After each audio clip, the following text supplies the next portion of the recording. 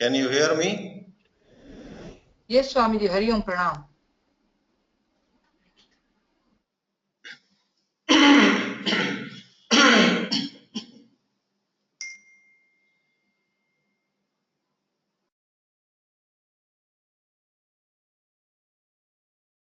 We have a very interesting and much asked question for this session of the webinar. Everybody knows, do Upanishads speak on loneliness? It's very interesting because Upanishads have their own sense of humor too. They say, when I say they, in many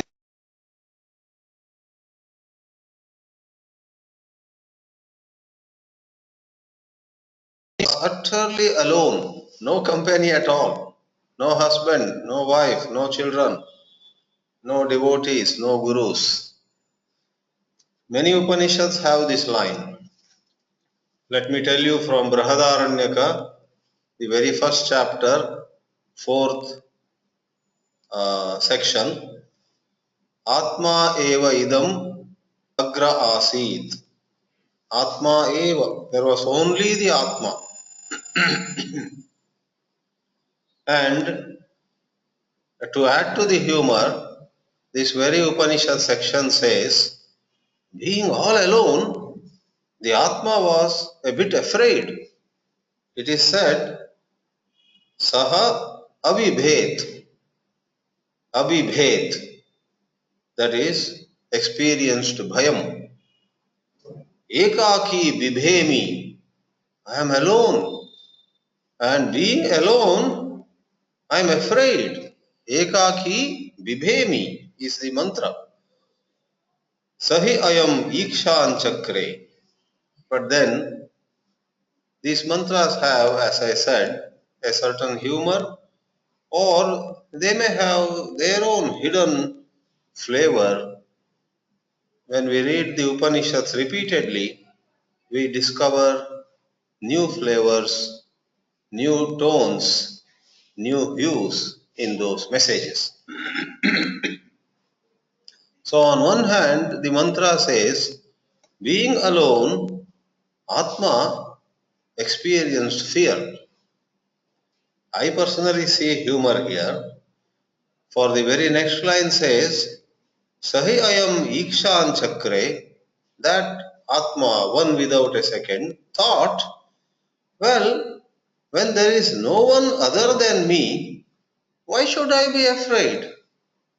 If there is somebody, that person can do something to me.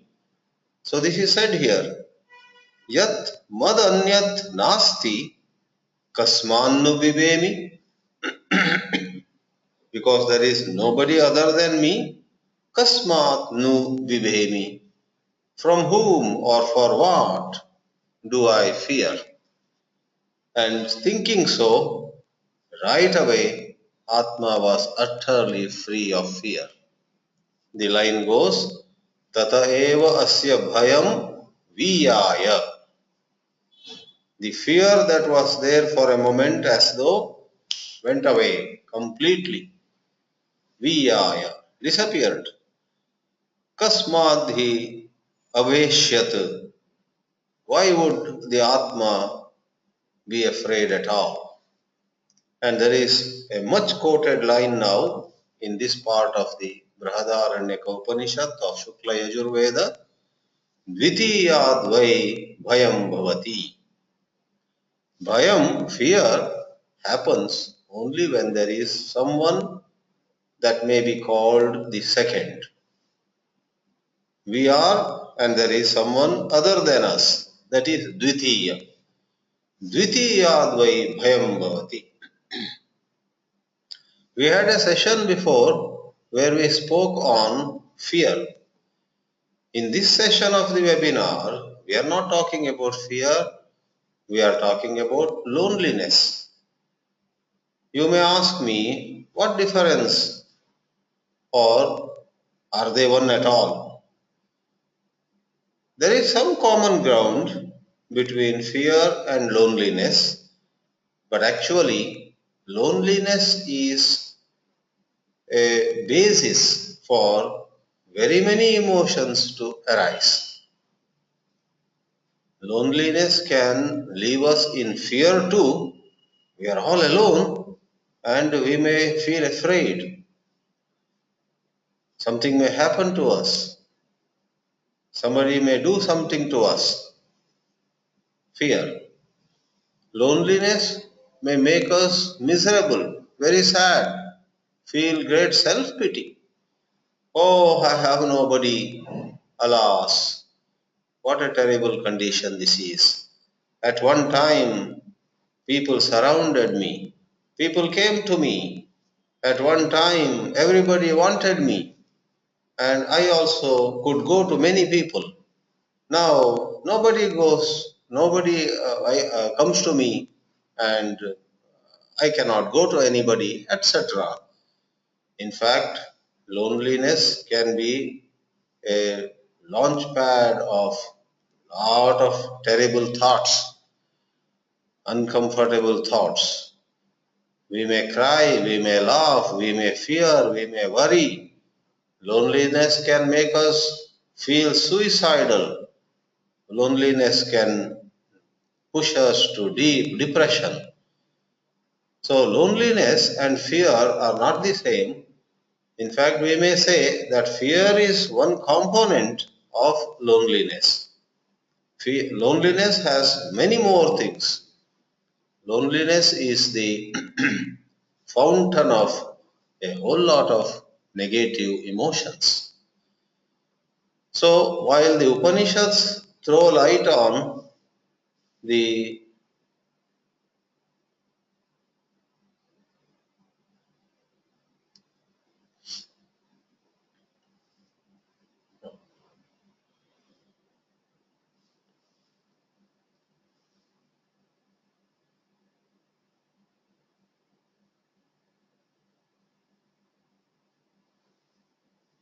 am I audible? Yes, Pranam Swamiji, you are right now. A few minutes back, we could not listen you. Now, at this moment, we can. Picture went But we away. cannot see the video. Yes, yes, yes. All right.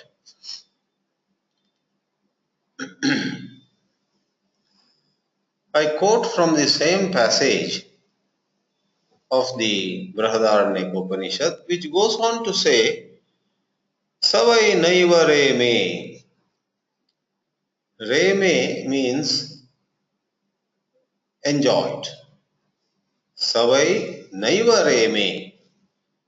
This Atma, which was all alone, did not enjoy. Fear went away, but there was no enjoyment. And the mantra says, Ekaki na ramate. When somebody is alone, there is no fun, there is no enjoyment. So Upanishads are coming to another level now. Ekaki na ramate. All alone, one doesn't enjoy. So, in that sense, the Upanishads provide many angles of view. There is something for everybody to take away. Children, adults, married people, and sannyasis all can pick something from the Upanishads. But then we shall maintain that the central teaching, the main teaching of the Upanishads is rising above all plurality, going beyond all duality. Now let me throw some light on what is loneliness from a Vedanta point of view. As the Atma, there is only one truth. You are that truth, I am that truth, he, she, everybody is that truth. Loneliness is not that oneness, that being one without a second. That very complementary or very desirable, that uh, truly good state of being, I am, without any divisions. As we have touched upon in other webinars, like Ishavasya would say, there is this oneness where I see all in me and I see myself in all. There are no others at all. It is an insight, it is a transcendental vision. It is said to be our true nature. Atmanishta gives to us this ability to, to see.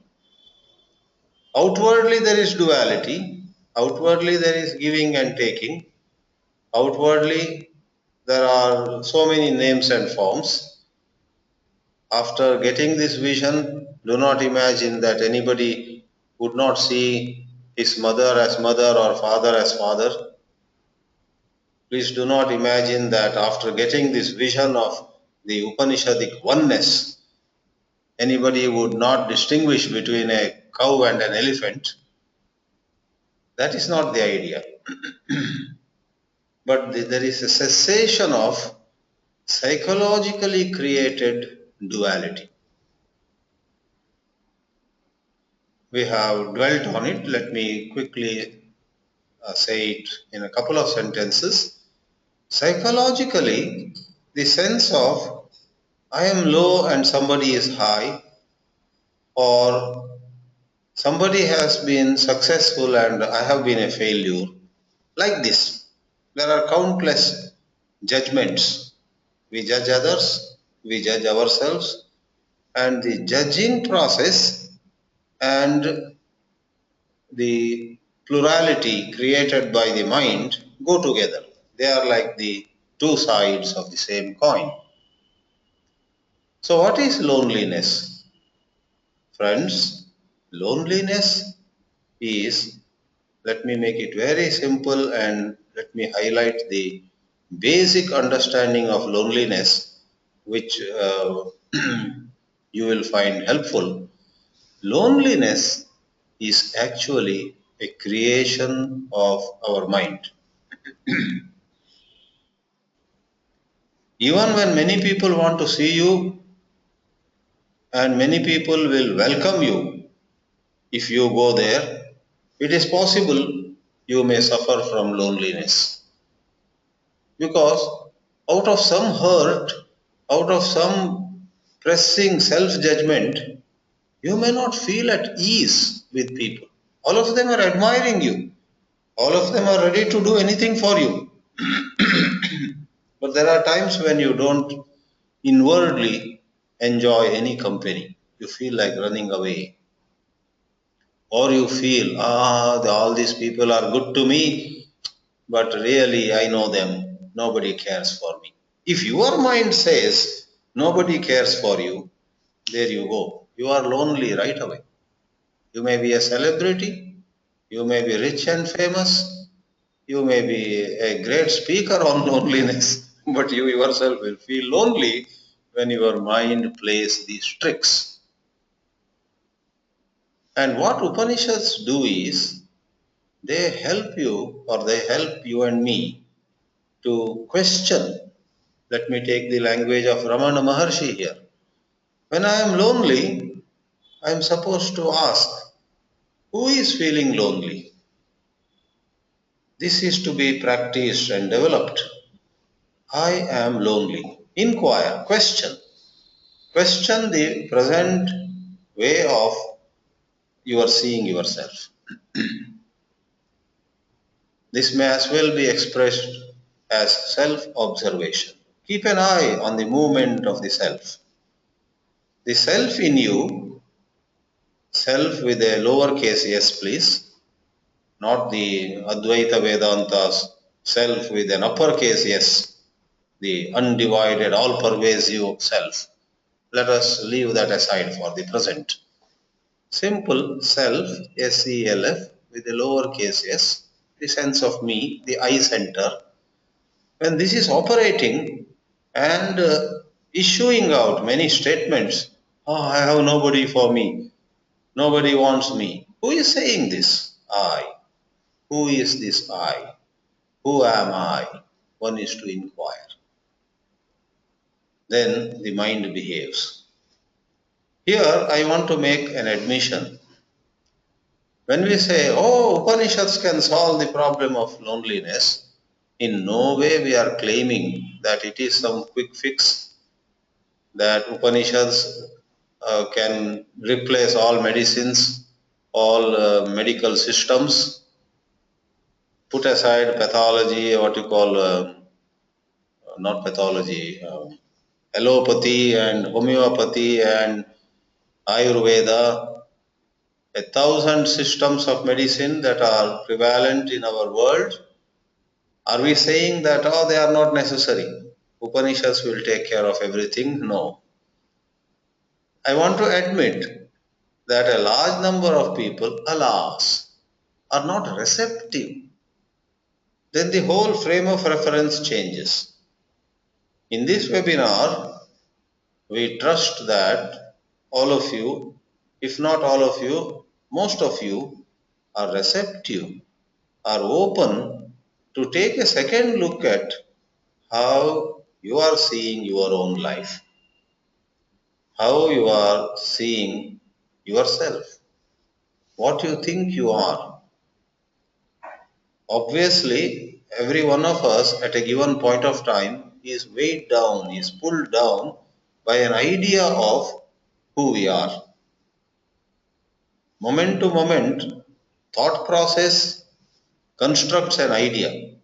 Ah, I sang well. Oh, I sang very poorly. Oh, I ran well. I spoke well. Or I interacted well with those visitors. I have performed well. Or what a terrible performer I have been. This is called the mental noise.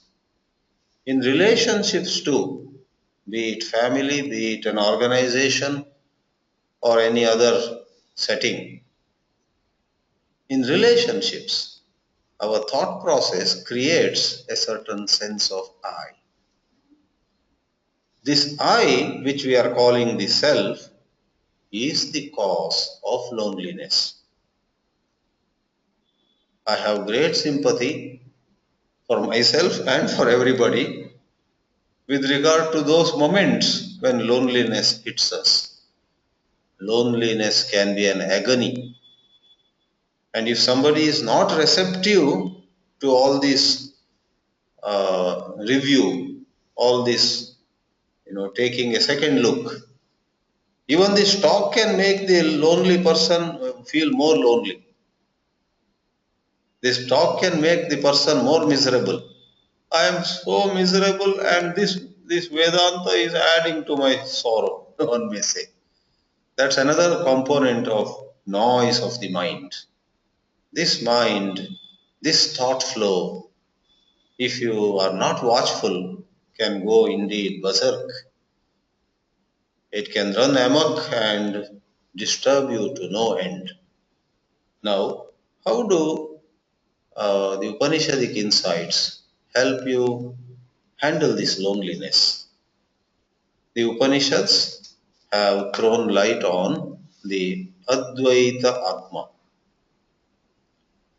When you see you are lonely, it is definitely a comparative judgment. Everybody has enough friends, everybody has children, family, or whoever, everybody has admirers, followers, or whatever it is. I have nobody. In this way, the thought process creates a particular description of ourselves. And this description is to be watched, is to be questioned. In Vedanta, we call it Sakshi Bhava. Try to be a witness to whatever is going on in yourself. The traditional statement in the Upanishads has been listen, reflect, and meditate on the statements. For example, you have the statement Tattvam Asi, thou art that. Please note, it's not a future tense statement. Past tense, present tense, and future tense. You have these three. If Tattvamasi meant, it doesn't mean, but suppose it meant you will become free, then there is a different flavor to it. Tattvamasi, the great statement, means you are that. However, due to the play of mind, there is the sense of loneliness. Loneliness is a self-judgment, is a self-evaluation. It's a label that we put upon ourselves. Springing forward or springing forth from that basic idea of who we are, there can be misery, there can be frustration, there can be fear, there can be violence too rising within us. As we said, many evils can come forth from this sense of loneliness. If we reflect on the true meaning, and I would once more say, reflecting on the true meaning of the Vedanta statement and questioning, inquiring, or staring or gazing at the present idea that we have of ourselves, which is self observation, these are two sides of the same coin. And scattered through many Upanishads, it is said that this observation, this inquiry, this Atmanishta makes the play of the mind subside. The scenarios, the projections, the pictures that the mind otherwise projects subside, come down. Slowly they go away. Like go to a cinema theater and turn all lights on. Take a look at the screen. There are no pictures on the screen because you made the dark theater fully lit up now, brightly lit up. The shadow play on the screen goes away. Likewise, do not simply indulge in metaphors or similes or attractive wordplay, but understand the teaching of the Upanishads and stay firm in that. When you stay firm in that, which is not holding on to any word, please, it is, as already I said, inquiry. Inquiry and contemplation lose the dividing line in right understanding. Then loneliness goes away and aloneness comes in.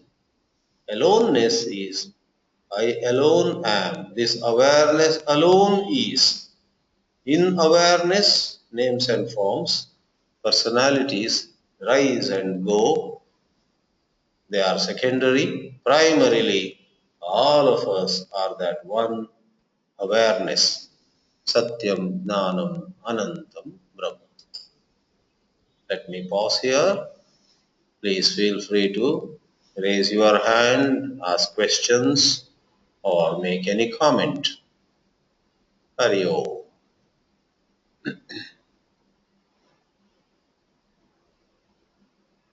Yes, there is a question by Jyoti. Yes.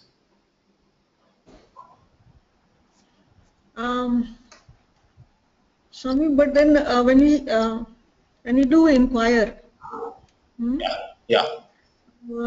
we keep on inquiring, but then the rush of thoughts that really come forward, you have to really, with practice, slow them down. Then only you'll be able to be a witness to your whole thing. Correct. Otherwise, it's very difficult. So at a given Slow. moment, yes, you may have less capacity for inquiry, less capacity to reflect. So you have to increase your capacity, which is closely linked to your understanding, and the force of old habits, etc., is to be taken into account. So if any of us finds that we cannot carry on this inquiry truly, we fail, our mind wanders or whatever, that is when we need to engage in satsangs, engage in dialogues, engage in some interaction. Yes, Therefore, Swami. yeah, so interact with people having similar interest. If you can do it live, so much the better, because today you have Yes, YouTube and so many other sources, but you don't get a sense yes, of live presence. that's true, Swami. And don't underestimate anybody. Please do not think that your interaction has to be with advanced people or gurus or swamis. Some friends, some understanding person, sometimes people who are not very scholarly among your friends, who are open for some discussion, can kindle Yes, Swami. kindle the fire in you. Yes, definitely, Swami. Yes. Okay, let me see who else has it. Yes, Rakhi. Hello. Yes, Rakhi Mengrajani. Are you able to speak? Is your microphone all right? There may be a problem with your microphone. I have enabled your microphone, but it appears I am not able to hear you. You may be speaking.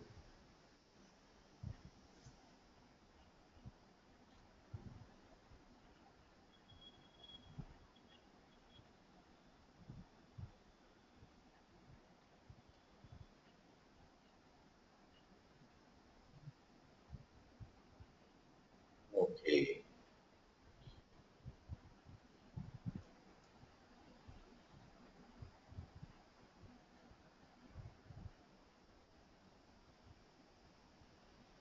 Any other question? I don't see anybody else raising question. And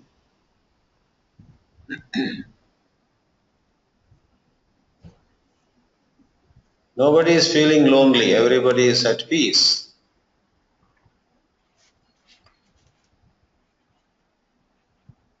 I don't see any raised hand. Let me see. Scroll a little bit here.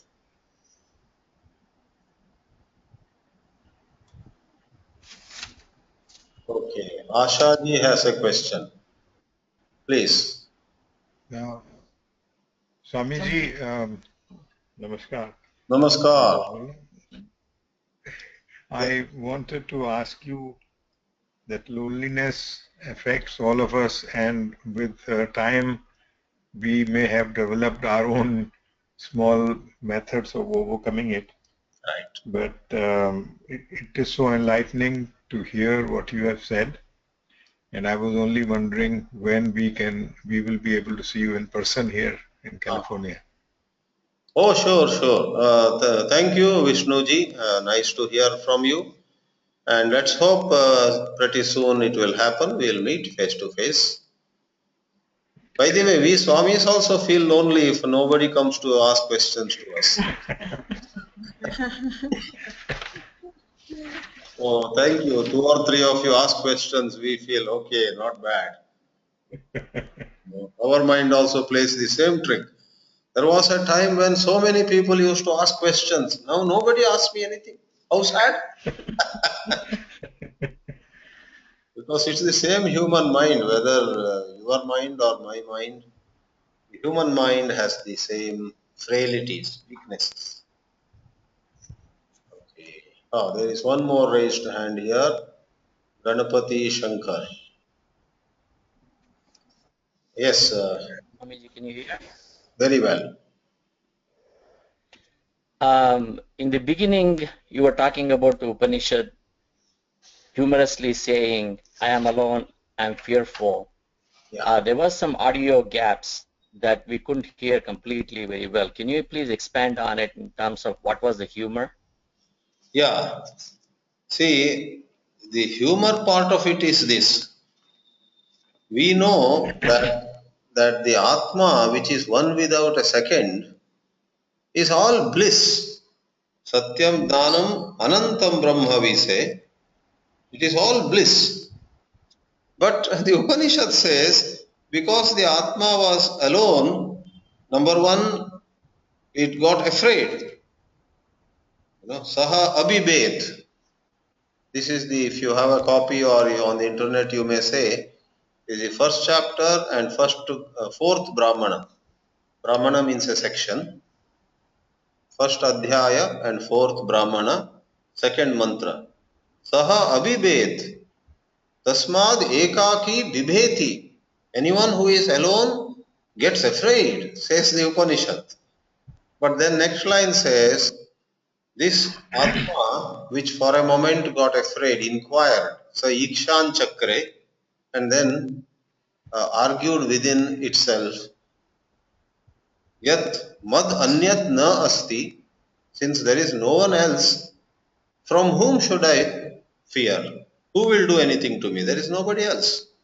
And saying so or thinking so, its fear went away, it says. That was the humor part. Then second part is fear went away, but there was no fun. Atma wanted some company. And that is how the Atma, which is Advitiya in reality, appeared to become many. These are the two dimensions of the humor, but this is a way of thought development. Then the Upanishads come to serious revelations, where, for example, in Kathopanishad, you have a powerful line. Neha nanasti kinchana. Nana means plurality, duality, plurality, nanatva. Ekatva and nanatva. And there is a line, Mrityos samrityum gacchati, yaiha naneva pashyati. Nanasti kinchana. There is no plurality at all. This plurality is not true. So where there is no plurality in the context of this webinar, where there is no plurality, there cannot be loneliness also. Because what we call loneliness is a thought created relative scenario. There are people but they don't want me. Or there are people I cannot go to them. Whereas if that thought were not to bother us, we are happy wherever we are. In fact, in today's world, very few people have any actual objective, problems of any shortage. They have reasonably comfortable way of standard of living, a large number, not all, of course. So loneliness is more a psychological issue. So the humor part was just that. Atma felt bored. It is like saying Shiva sat in Kailas and one day felt, oh, it is so boring. Why would Shiva feel bored? Why would Vishnu feel bored? They are supposed to be Purna Brahma. They are supposed to be always in bliss. But in Puranic stories, sometimes it can be. Then we call it as Leela. Ganapati gets angry or our Subramanya, Kartikeya gets angry. So we say it is all Leela, sport. Literally, really, they do not get angry. In Panchadashi, Swamiji, Yeah. I think the author talks about the Lord created the Maya and jumped into it. Ah, yes, yes. These are all poetic expressions. Lord created the Maya and jumped into it. Oh. Thank you, Swamiji. All right. So we shall meet again another time. Namaste. Hari Om.